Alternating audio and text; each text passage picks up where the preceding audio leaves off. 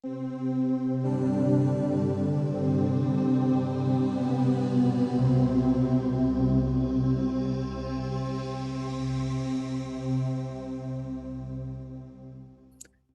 to the University of Tokyo Open Campus 2023.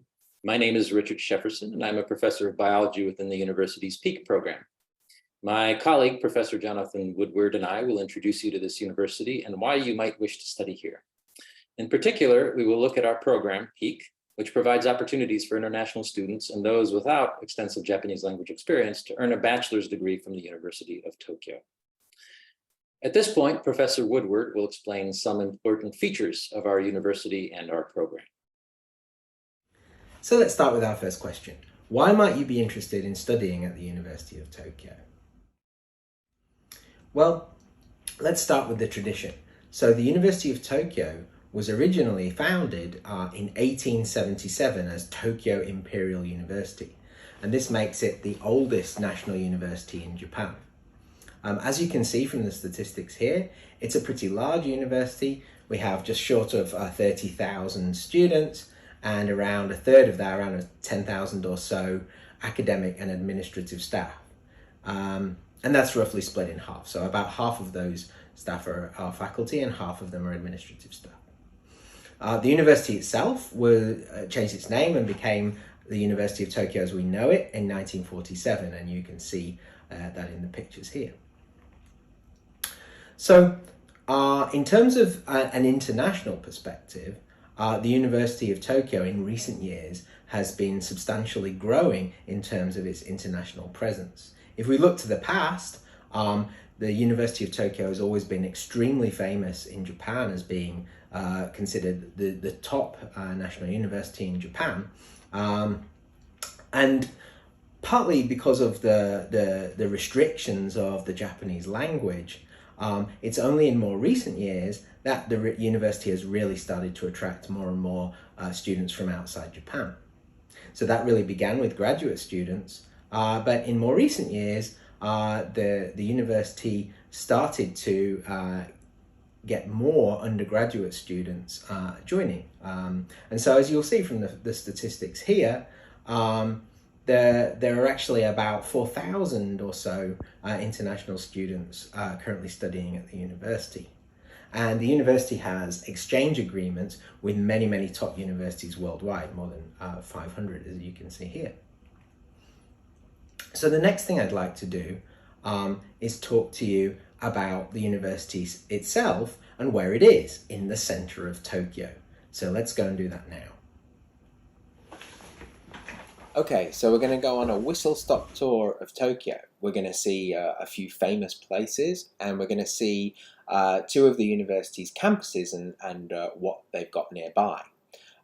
So the university actually has 5 campuses in Tokyo or around, but 2 of them are going to be the main ones that we're going to be interested in today, because they're the campuses that are of interest to undergraduate students. Okay, so I'm hoping that you're going to be joining us today from all over the world, and we're going to start our tour right now looking at South America. Let's go. So we're going to stop first with an overview of Japan, and you can see by the marks in yellow where the Tokyo area is, and now we're going to head on into Tokyo. And we're going to stop when we reach the kind of main part of central Tokyo. You can see a number of places that we're going to go visit.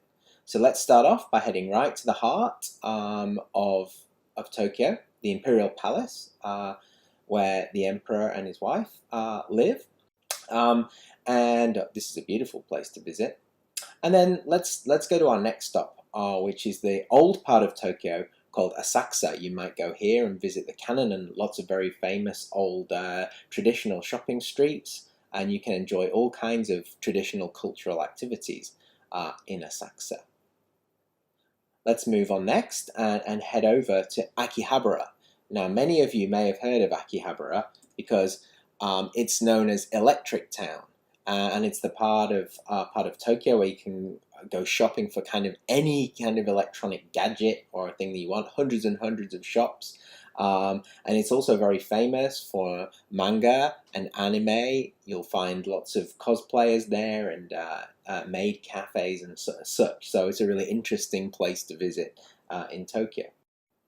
If we head on a little further, you'll see that just a short walk, 10 or 15 minute walk from Akihara, we end up at Hongo campus. Now, Hongo campus is the University of Tokyo's headquarters, and it's also the largest of the campuses. You can see it even has its own very large pond called Sanshiro Pond, you can see on the right there. So we're going to continue our move. We're going to fly over to the southwest now, and we're going to head to one of the really main centers of Tokyo, which I'm sure you've heard of, which is Shinjuku. Now, Shinjuku Station is the busiest station in the world. You can see to the left side all the skyscrapers of Shinjuku, and Shinjuku is a kind of a real hub for shopping, for business, for all sorts of things. On the right there, you can see the rather beautiful Shinjuku Gyoen Park, where you can go and enjoy cherry blossom viewing, for example. Okay, let's keep on. Let's move south, and on our way, we'll head past the rather beautiful and huge Yoyogi Park that you can see there, and then we'll end up at the second University of Tokyo campus that I want to discuss today, and that's the Komaba campus. And the Komaba campus is the other sort of main campus, and this campus is where all University of Tokyo students, undergraduate students, begin their studies. So all of them come here, and later we'll be hearing about the PEAK program, and the PEAK program is centered at this campus. And this is the campus where I am right now as I'm recording this for you. Okay. So we're going to finish up our tour now, right next to Komaba campus, just a 4-minute train ride or about a 15-minute walk. You can find downtown Shibuya. So Shibuya is another kind of hotspot of activities, and very famously, I'm sure many of you will have seen on social media and so forth, this is the famous Shibuya Scramble, where lots and lots of people take selfies, and you can see lots of people there all the time, every day. So a very short walk, and lovely to have Shibuya on the doorstep of the rather green Komaba campus. Okay, so that's the end of our whistle-stop tour for now. So next I'd like to show you some information about the university in comparison with some of the other top universities around the world. So what you can see here are this year's QS World University Rankings. As you can see, in the rankings this year, the University of Tokyo is placed 24th in the world. Actually, historically, the University of Tokyo has been placed higher in the ranking tables, but as those ranking tables have become more and more focused on international aspects of the university's dropped down a little. And that is really one of the reasons that we are so keen to encourage more international students and more international faculty to join the university. However, if we look at the same chart, but we now take into account the cost of education, then you'll see that actually the university ranks very, very highly in the world. As you can see in this table, only behind ETH in Zurich and Peking University. So studying at the University of Tokyo really represents excellent value for money. The next thing that I wanted to show you is related to the university's activities throughout its history. As you can see, in its lifetime, the University of Tokyo has had 13 Nobel Prize winners. You can see their names and the subjects that they were awarded the Nobel Prize for listed in the table here. And research is, of course, perhaps one of the most important aspects of any top university. And as you can see, when it comes to reputation of the University of Tokyo among all the other universities worldwide, then the University of Tokyo is ranked number 7 in the world currently. And this reflects the interaction of scholars with each other at international meetings. It's related to the publications from each university, the quality and the quantity of those. And so you really can see that the university is one of the top academic institutions in the world. Okay, so that's a short discussion about the university itself. What I want to do now is move on to the next part of this presentation, which is to consider this question: what is PEAK? Okay, so let's begin with the name itself. PEAK stands for Programs in English at Komaba. And PEAK then is a program, an undergraduate degree program delivered in English. Komaba, well, what is Komaba? Well, we already saw during the video earlier that Komaba is the name of one of the university's campuses. And we saw the two main campuses of the university, Hongo, which is the headquarters, and Komaba, which is the place where all undergraduate students at the University of Tokyo begin their studies.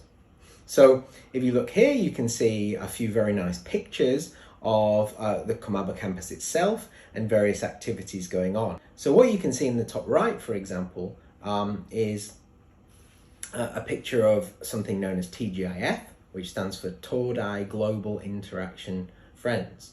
And this is a society set up between international and local students for socializing and for cultural exchange, etc. You can see in the bottom left some international cultural activities taking place on the campus. And as I showed you in the video tour before, there's a picture of Shibuya Scramble, which is downtown Shibuya, just a short walk from the campus, from Komaba campus, and somewhere where our students spend plenty of time when they're not working. So let me say then a little bit more about PEAK and what it is. So this is summarized in this slide here. PEAK offers students from around the world the opportunity to study in English and get a bachelor's degree from the University of Tokyo. So if before the year 2012, if you'd wanted to come and study at the University of Tokyo for your undergraduate degree, then you would have only had the option of studying in Japanese, and you would have had to have a very high level of Japanese skill in order to enter. However, that all changed when PEAK was launched in 2012, and PEAK itself consists of two different courses from which PEAK students can choose when they apply. And these courses are both taught entirely in English. So the first one is the International Program on Environmental Sciences, and the second one is the International Program on Japan and East Asia.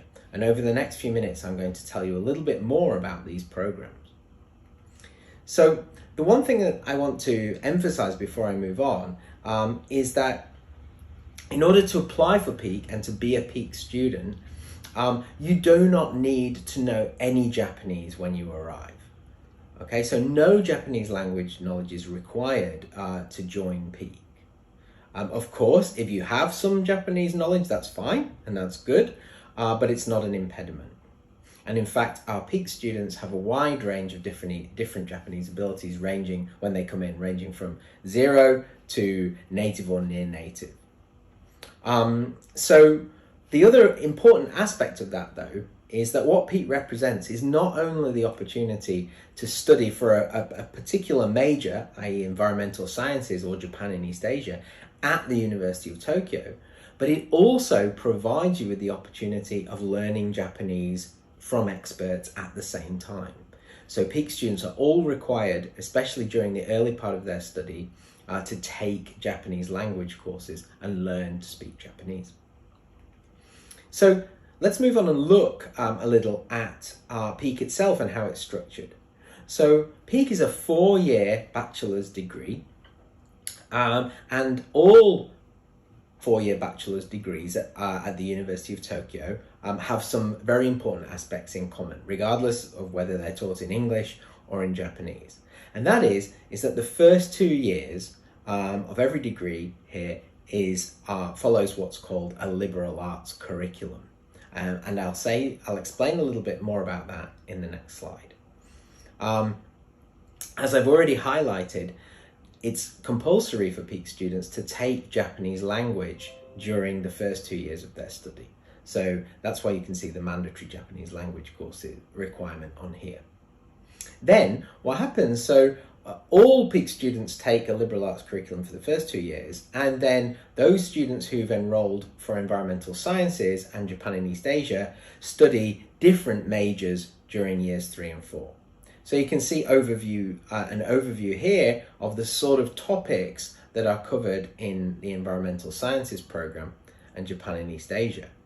And in a few moments after I've explained liberal arts, I'll go on to tell you a little bit more about those two programs.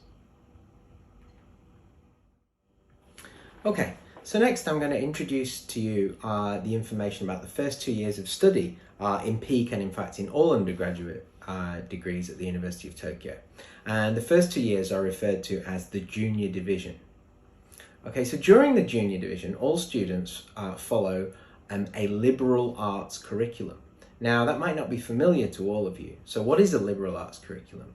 Well, liberal arts comes from this idea of scholarship for human liberation. And the idea behind that is that students, for example, will study a wide range of different subjects from basically across the academic fields. So this ranges from the arts through the humanities to the social sciences to the hard sciences and mathematics. So then a liberal arts education enables students to integrate many different areas of knowledge and acquire the key principles of human thought. So students develop the ability to think freely and autonomously, and this allows them to tackle any problem they might face with a powerful set of critical thinking tools. So what this means in practice is that environmental sciences students and Japan and East Asia students study slightly different versions of the curriculum because, and this works by which subjects for them are optional and which subjects are compulsory. So for example, for environmental sciences students, during the first 2 years, they have to take courses in mathematics and in science subjects like physics and chemistry and earth science and life science. So after completing the first 2 years of study, the liberal arts curriculum, then Peak students go on to the second 2 years of study, i.e. years 3 and 4, which is referred to as the senior division. And this is where they study essentially for their major. And in this part of the course, of course, we've got these two different programs. Students are either studying for environmental science, or they're studying Japan and East Asia. So let me say a little bit about those two different programs. So first of all, let me start with talking about environmental science. And environmental science, as studied in Peak, is very much an interdisciplinary subject. So the idea really is to understand that environmental problems are not only technical problems, not only problems about failure to maintain or keep sustainable our environment, but they're also human problems. They're to do with human behavior and rules and regulations and how we as humans interact with our environment. And so in that sense, Japan is really actually a very ideal place to learn about environmental science because Japan has had a long history of dealing with real environmental problems and developing solutions. And in fact, Japan was one of the very, if not the first country to actually introduce an environment ministry into its government. So,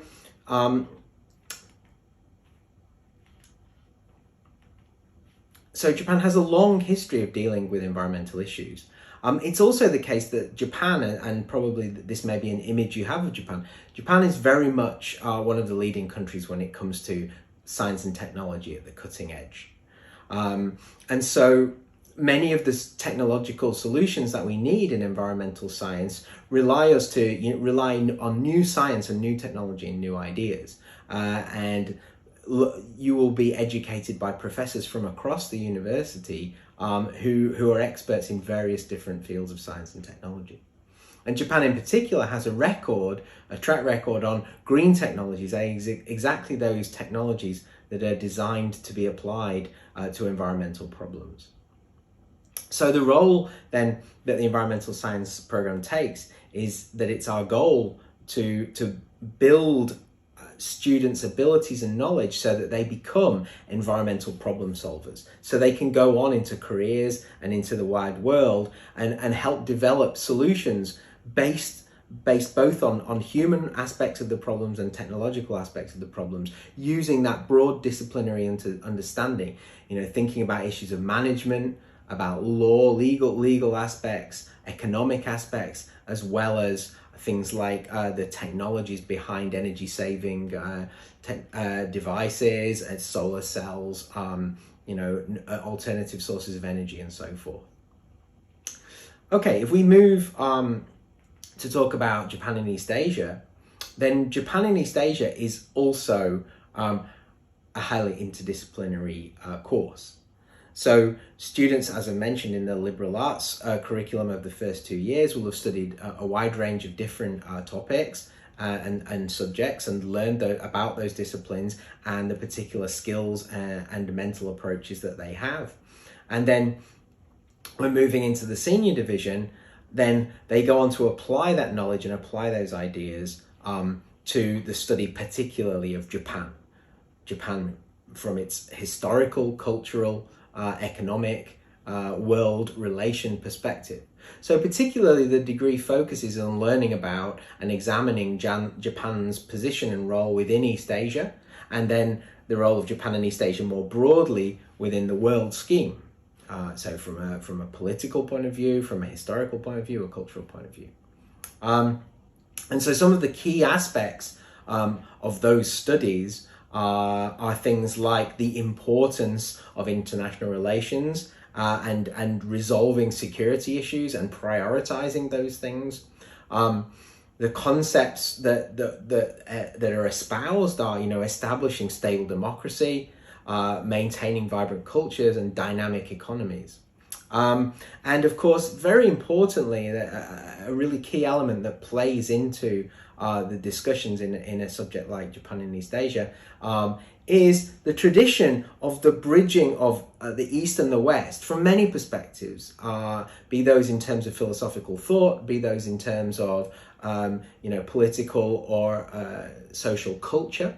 And so what again we aim to develop in JEA, Japan and East Asia graduates, is multilingual skills, multicultural understanding and understanding of the perspectives of different people around the world and different stakeholders across a wide range of issues.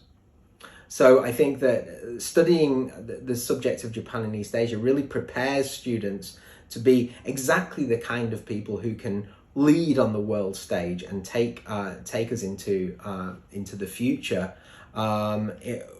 from the right perspective of really understanding the different perspectives of different people and different cultures.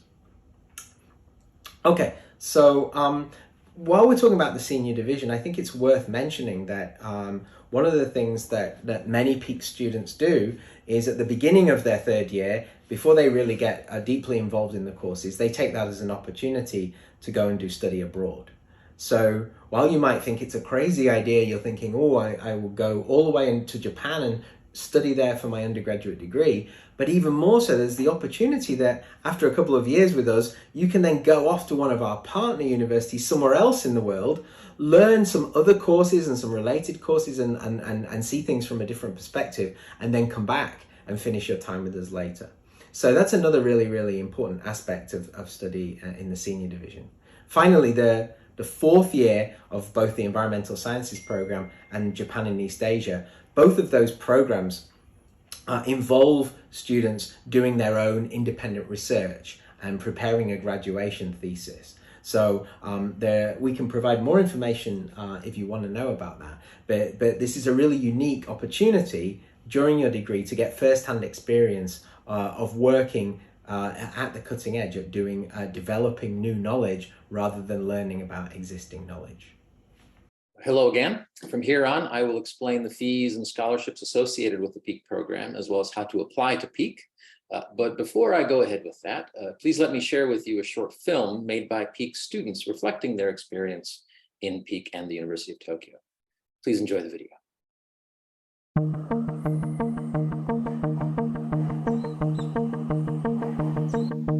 Welcome to a brand new world, a world where diversity is a constant and discovery becomes routine, where norms are challenged and each success is but a sojourn. Welcome to the world of a PEAK student at the University of Tokyo. All classes are conducted at the Komaba campus. PEAK is a liberal arts program. Students can pursue disciplines of their interest beyond the traditional scope of the major. Through debates, presentations, and class discussions, PEAK students get the prized opportunity of exploring pertinent issues transcending geographical boundaries and cultures.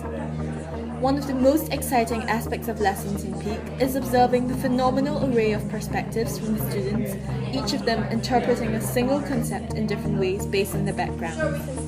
There is no better place to get a glimpse of the world. PEAK students will be involved in extracurricular activities. Clubs and circles are an integral part of Japanese university life, as students take a breather from their academic commitments and dive into a world of fun, friendships, and the freedom to explore. Flash mobs, band performances, and dances are just a few instances of the exciting prospects of being a PEAK student. For a fulfilling university experience with a one-of-its-kind amalgamation of perspectives, cultures, and an enriching academic environment, pick up your pen and sign away 4 years of your life to a promising adventure here with us in PEAK at the best university in Japan. Make Komaba a fun place.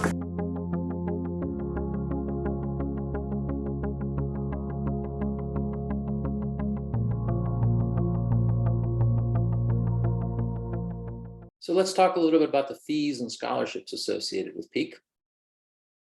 So there is an admission fee if you are accepted into the program one time, which is approximately $2,500 US. And after that, the 4-year tuition comes to about $4,800 per year, which makes it a very cheap option relative to many of the top schools in the world. In addition to that, the accommodation that you might expect to pay here is perhaps around $750 per month, with some students paying a good deal cheaper than that and some paying more than that as well. And the typical living expenses are right around $725 a month. The University of Tokyo does have a number of scholarships that we consider PEAK students for. These include, for example, the University of Tokyo Scholarship, of which we are allotted 10 per year. This covers the admission fee, all tuition fees, as well as a basic living stipend of 120,000 yen, or about 1,100 USD per month. We also have access to some country-specific scholarships, most notably the Singaporean National Scholarship from JUGAS and the Malaysian National Scholarship from JAGAM. These are scholarships that we offer automatically, so there is no extra application required. If you are admitted, that we consider you for these. So let's now talk about applying to the PEAK program. So first of all, there is an eligibility requirement. Generally speaking, we expect our applicants to enter university with 12 school years of pre-university education. At least 9 of these 12 years have to be taught primarily in languages other than Japanese. And we have a particular focus on the latter 6 years of that 12 school years. This generally includes middle and high school for most countries. And basically, we expect that at least 5 of those latter 6 years are primarily taught in languages other than Japanese. So both of these eligibility requirements need to be met. In addition to that, we require a standardized examination. There are a good number of these, and we ask that you actually look at our application guidelines for a full list to see what we accept. But I would like to just emphasize a few key standardized examinations. Most notably, the International Baccalaureate, A-levels and International A-levels, the European Baccalaureate, Cambridge Pre-U, and of course, both the SAT and the ACT. We do accept a variety of national qualifications, but we encourage you to actually take a look at those application guidelines. And if it's unclear as to whether a particular national qualification that you're interested in is accepted, please contact us. When you apply, there are going to be a series of documents that you will submit online. This includes an online application form, an essay, which the essay theme changes every year. This will be directly input into the online application form. Your official school transcripts, your certificate of typically expected graduation, because you're generally applying at a time when you still haven't graduated. Your official examination results for academic ability, and this refers specifically to those standardized examinations that I just mentioned. If you are not a native English speaker and you were not educated primarily in English, then some official test scores of English proficiency, as well as 2 letters of evaluation, ideally from high school teachers. The application process, so the first stage of it is document screening. And so those documents all need to be submitted with the application. This year, from the 13th of November to the 13th of December, this is for enrollment in 2024. These are strict deadlines. So the application has to be submitted within that time. And we then take those documents and we screen them and evaluate them. And we determine a subset of those applications that we would like to take to the second round. And in that second round, we conduct personal online interviews with the applicants. And in the case of applicants who have applied for our environmental science program within PEAK, we also invite them to take part in an online mathematics test. In the end, the students who successfully complete the second stage are basically admitted into the program and are successful applicants. Now, of course, then you get into PEAK and you enjoy a wildly successful and extremely happy 4 years, and then you graduate. And then what do? So let's take a look at what some of our graduates have done. Well, so first of all, about half of our graduates go on to graduate school, and about half of our graduates go directly into employment afterwards. There is a small chunk of people who decide to take a little time off and think about their future a bit more. Within the graduate school category, a good chunk of those students go on to graduate school in the United States or the UK or other parts of Europe or Japan. Quite a few of them actually go on to graduate school in Japanese universities, but you can see that there's a huge range there. Within the employment category, a lot of our students actually decide to stay in Japan. A lot of these graduates are working for big companies, multinational companies, in some cases, very international sorts of places. In terms of the graduate study institutions, for those students that are actually going on into graduate school, this is just a short list of some of the places that they've gone on to, and you can see that it's stratified by whether we're talking about environmental science graduates or Japan and East Asia graduates.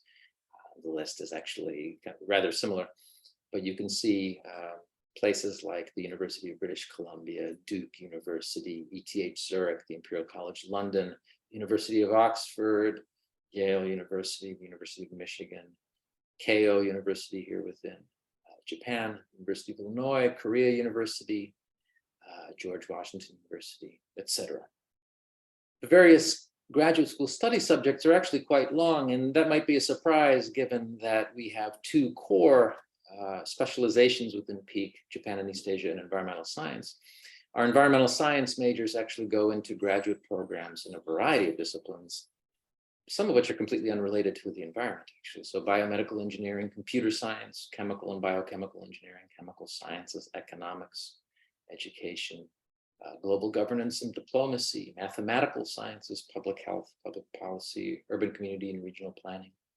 And for Japan and East Asia graduates, we see subjects such as area studies, economics, gender studies, global studies, information technology and society in Asia, international relations, Japanese history, media and design, political science, philosophy, public policy, sociology, and anthropology. In terms of PEAK graduates who go on to employment, once again, this is also a very extensive list, much broader than you might expect, given the two majors. We have, for example, many of them going into the business realm in consulting. For example, environmental consulting is a common one for environmental science majors. But also accountancy, banking, and finance is extremely common.